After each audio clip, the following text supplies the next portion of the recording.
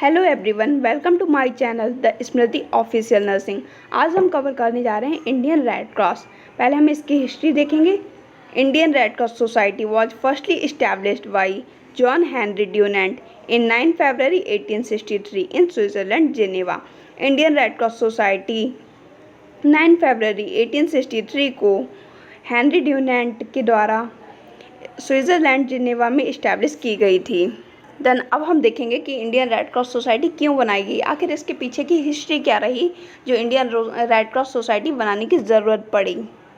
ऐसा क्या हुआ था जो इंडियन रेड क्रॉस सोसाइटी बनाई गई, चलिए देखते हैं। जब हेनरी ड्यूनेंट एक व्यापारिक पर्पज से इटली गए तो हेनरी ड्यूनेंट ने वहाँ देखा कि इटली और ऑस्ट्रेलिया के बीच वर्ल्ड वार हो रहा था। उसको देखा और देखा कई सोल्जर्स वहाँ घायल पड़े हुए थे, कोई केयर प्रोवाइडर नहीं था। उसको देखते हुए हेनरी ड्यूनेंट ने एक संस्था तैयार किया जिसमें 5 लोगों को इंक्लूड किया गया जो केयर प्रोवाइड कर सकें, जो मानवतावादी रहें, जो केयर प्रोवाइड कर सकते हैं। इन लोगों का एक संस्था बनाया गया और संस्था बनाने के बाद पहचान के लिए एक वाइट पेपर पर अपना प्लस का निशान बना दिया जिसको रेड क्रॉस के नाम से जाना जाता है या रेड क्रॉस बोलते हैं।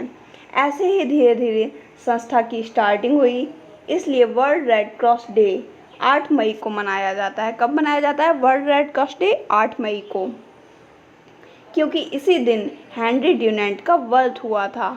इसी दिन इनका बर्थडे भी होता है। 1917, 1944 और 1963 को रेड क्रॉस को एक नोबेल पुरस्कार मिला। रेड क्रॉस को 3 बार नोबेल शांति पुरस्कार मिल चुका है। वो इसकी अच्छाइयों के बेसिस पर इसको मिला है। देन चलिए अब हम इसका इंट्रोडक्शन देखते हैं। Indian Red cross started in India 1922। जो इंडियन रेड क्रॉस था वो इंडिया में कब स्टार्ट किया गया? 1920 को इंडिया में स्टार्ट किया गया। और इसका हेडक्वार्टर कहाँ था? इसका हेडक्वार्टर था दिल्ली में। Indian Red Cross Society is a nation organisation और more than 655 branches which are spread through about the state, districts and subdivisions the country. Indian Red Cross society एक नेशनल ऑर्गेनाइजेशन है। Indian Red Cross society की अलग अलग जगह पर 655 से भी ज़्यादा ब्रांचेस हैं जो blood donation camp, disorder management, collection of hospital services, family planning के लिए वर्क करती हैं। रेड क्रॉस की services states, districts and country के अलग अलग एरिया में स्प्रेड हो चुकी हैं। देन चलिए अब हम इसकी डेफिनेशन के बारे में डिस्कस करते हैं।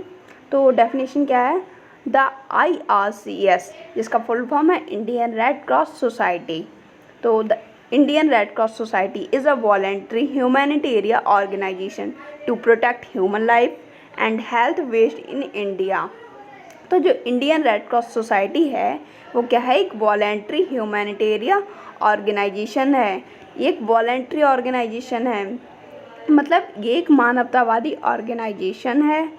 To protect the human life, ये क्या करता है? ह्यूमन लाइफ को प्रोटेक्ट करता है, सिक्योर करता है और प्रिवेंट करता है डिजीज़ से। ये पीपल्स को सिक्योर करता है और ह्यूमंस की लाइफ को क्योर करता है, उनको इन्हेंस करता है। केयर प्रोवाइडर है एक तरह से।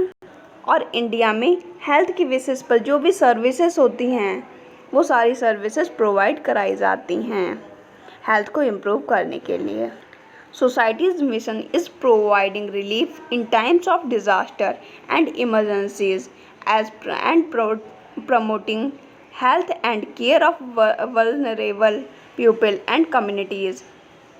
सोसाइटीज़ मिशन मतलब जो इंडियन रेड क्रॉस सोसाइटीज़ हैं इसका एक मिशन है, इसका एक उद्देश्य है कि जो पीपल्स हैं, जो डिजास्टर के टाइम अफेक्टेड पीपल्स हैं, जो अफेक्ट हुए हैं, इंजरी हुई है जिनको, उनको रिलीफ प्रोवाइड करना, इमीडिएट केयर प्रोवाइड करना।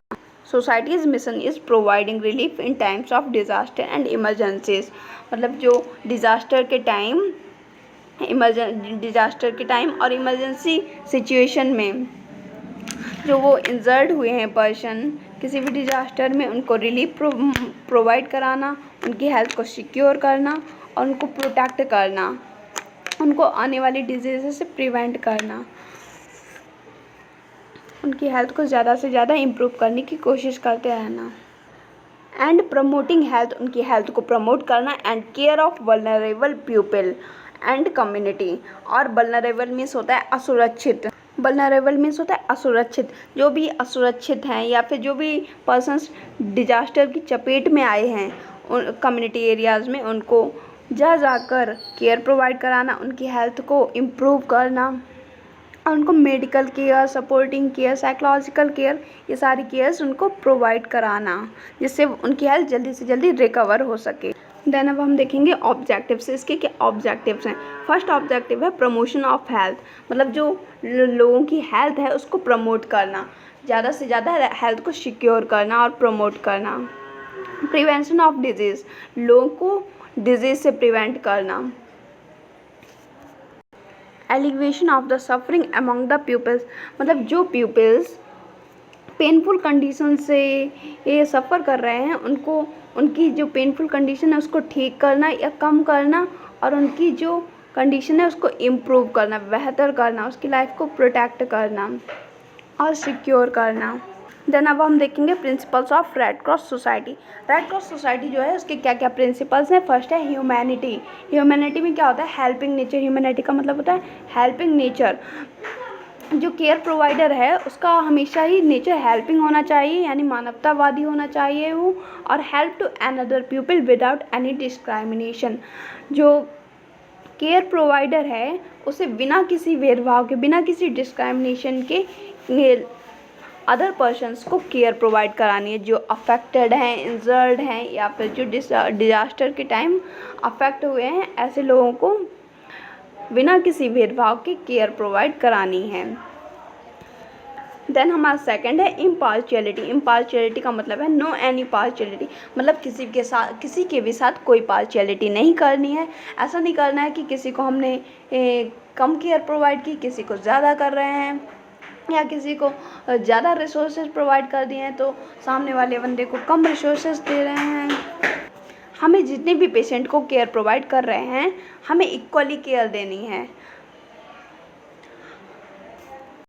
No any partiality, equally care provides, category not divide, SC ST OBC, मतलब इसमें किसी भी कैटेगरी को डिवाइड नहीं किया गया है। ऐसा नहीं, हमें इस तरह से भेदभाव नहीं करना है कि मतलब वो हमारे रिलेशन में है तो हम उसको ज़्यादा केयर प्रोवाइड कर रहे हैं, नहीं, ऐसा नहीं करना है। हमें इक्वली केयर देना है सबको, एज अ पेशेंट हमें डील करना है, इंडिविजुअल। केयर प्रोवाइड करते टाइम हमें कोई भी रिलेशनशिप नहीं निभानी है और ना ही हमें किसी भी तरह का डिस्क्राइमिनेशन करना है, सभी लोगों को इक्वली केयर प्रोवाइड करनी है। देन हमारा थर्ड पॉइंट है न्यूट्रलिटी। न्यूट्रलिटी का मतलब होता है ये किसी भी पॉलिटिक्स के कंट्रोल में काम नहीं करती है, इसके खुद के रूल्स, रेगुलेशंस, नॉर्म्स होते हैं, ये सेल्फ कंट्रोल है, ये खुद का एक ओनर है, ये किसी के भी कंट्रोल में वर्क नहीं करती। इट इज़ सेल्फ वॉलेंट्री, ये सेल्फ वॉलेंट्री है, ये अपने रूल्स रेगुलेशंस को खुद बनाती है और खुद ही फॉलो करती है, लोगों को केयर प्रोवाइड करती है, लीगल तरीके से केयर प्रोवाइड करती है और किसी भी तरह का भेदभाव नहीं करती है। ये सेल्फ वॉलेंट्री है तो ये खुद को ही लीड करती है, इसको कोई लीड नहीं करता है और ना ही कंट्रोल करता है। देन नेक्स्ट है हमारा इंडिपेंडेंस। इंडिपेंडेंस का मतलब होता है इंडियन रेड क्रॉस सोसाइटी या संस्था किसी पर भी डिपेंड नहीं रहती है, किसी पर भी डिपेंड नहीं रहती है। जहाँ भी डिजास्टर या इमरजेंसी सिचुएशन अराइज होती है वहाँ ये खुद से एक्टिव हो जाती है, सेल्फ एक्टिव हो जाती है, या किसी लॉ पर डिपेंड नहीं रहती है, किसी के रूल्स नॉर्म्स पर डिपेंड नहीं रहती है, ये सेल्फ डिपेंड होती है और खुद ही एक्टिव हो जाती है at the time of disaster.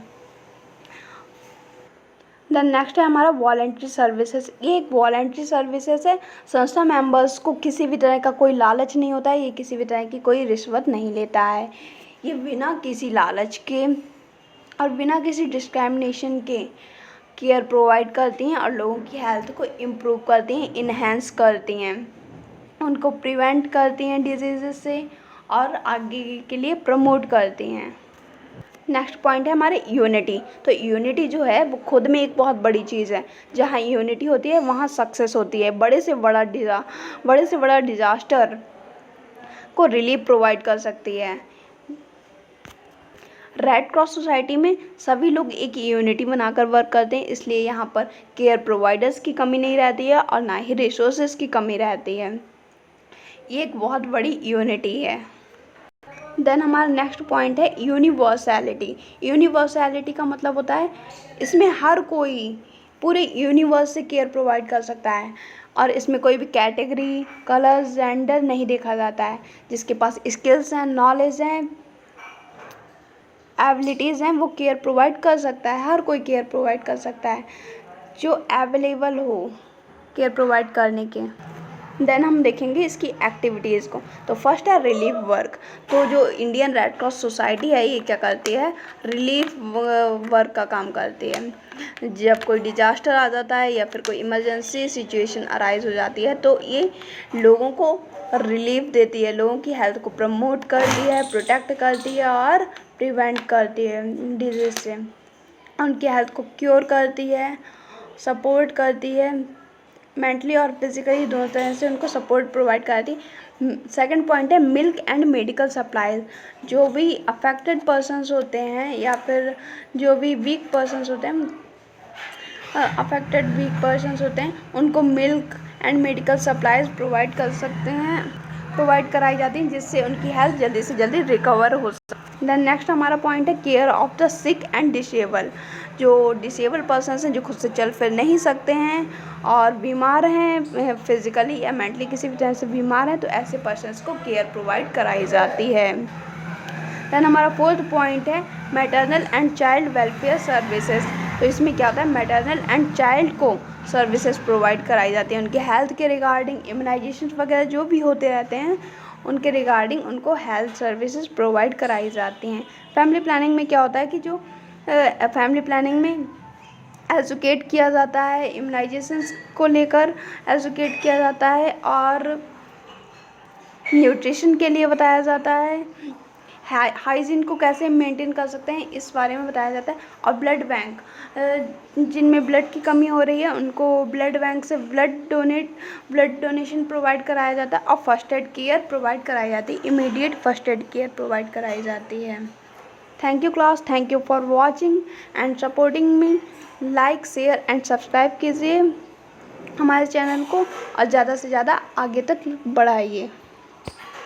उम्मीद करती हूँ आपको ये वीडियो हमारी बहुत अच्छी लगी होगी और नेक्स्ट टाइम आपके लिए ऐसी ही वीडियो लाते रहेंगे। अगर आपको किसी और टॉपिक पर एक्सप्लेनेशन चाहिए तो प्लीज़ मुझे कमेंट सेक्शन में बताइए, मैं आपके लिए जल्दी नई वीडियो लेकर आऊँगी। Thank you.